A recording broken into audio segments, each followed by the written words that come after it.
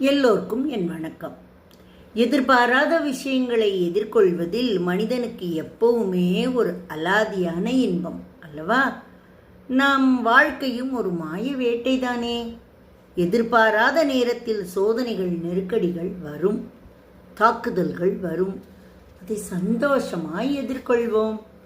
பயம் ஆளை கொள்ளும், பயமின்மை நோயை கொள்ளும். சாவு வீட்டுக்கு போகிறோம், பிணத்தை பார்க்குறோம். இறந்த அந்த பிணத்தை பார்த்து நாளைக்கு நாமும் அப்படித்தானே அப்படின்னு நினைக்காம இறக்காத பிணமான நாம் அழுகிறோம். இப்போ கேன்சரை பொறுத்தவரை, கேன்சருங்கிறது என்ன? ஒரு தெரிஞ்ச பேர். நம்ம ஆட்டு வைக்க நம்ம உடலுக்குள்ளே வருதுன்னு வச்சுக்கோங்க. சரி, இது போல் அது பல சக மனிதருக்குள்ளேயும் போய் இறங்கி இருக்கிறதே. அதை ஓட்டும் வேப்பிலை எது தெரியுமா? பயமின்மை. டாக்டர் தரும் மருந்துகள், வழிகாட்டுதல்கள், நேரத்துக்கு சாப்பிட்றது, தூங்கிறது. மொத்தத்தில் நோயை பெருசாக கண்டுகொள்ளாமல் இயல்பாக இருக்கணும். என்ன நோய் வேணால் வரட்டுமே, அந்த நோயை பாராட்டப்படாது, இயல்பாக இருக்கணும்.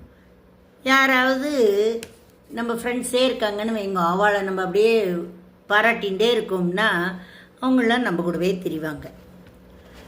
இதே சமயம் அவளை அப்படியே உதாசீனப்படுத்தினோம்னா என்ன பண்ணுவான்? நம்மளை விட்டு போயிடுவான். அவன்தான் கேன்சர்.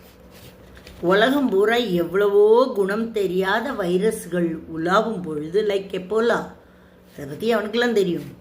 அதை எதிர்க்க சக்தியின்றி சாவும் மனிதர்கள் இருக்கும் பொழுது, ஆரம்பத்திலேயே கண்டுபிடித்தால் ஒழித்து விடக்கூடிய இந்த கேன்சர் நமக்கு வந்ததெல்லாம் நாம் செய்கிற புண்ணியத்தால் தான். தைரியம் முக்கியம், ஆனால் ஒழிச்சிடலாம். மரணம், அது வருவதை பற்றி கவலை வேண்டாம். நாம் இருக்கும் வரை மரணம் வரப்போவதில்லை. மரணம் வந்த பின் நாம் இருக்க போவதில்லை. அதை பற்றி நமக்கு ஏன் கவலை இல்லையா?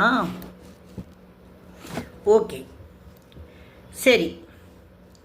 கேன்சர் முத்திடுதுன்னு சொல்லிட்டாங்களா?